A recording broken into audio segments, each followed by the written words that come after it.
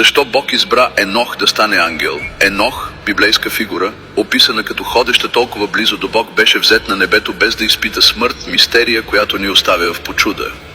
Но това беше само началото. В небесната област Енох претърпя зашеметяваща трансформация. Неговото смъртно тяло вече не можеше да съдържа божествената мисия, която Бог имаше за него. Оставяйки земната си форма, той превъзхождаше човешките ограничения, духът му се разширяваше, за да обгърне безкрайното. Енох стана Метатрон, най-висшият от ангелите, седнал до самия Бог. Метатрон беше надарен с огромна сила и отговорност. Като небесен писар той записва Божиите заповеди и служи като мост между небето и човечеството. Но има и още. Метатрон е също състрадателен медиатор и мощен съдия, балансирайки божествената милост и справедливост. Как ли би се усещало да държиш и надеждите на човечеството и Божиите заповеди? Абонирай се и напиши амин, ако приемеш Исус като свой спасител.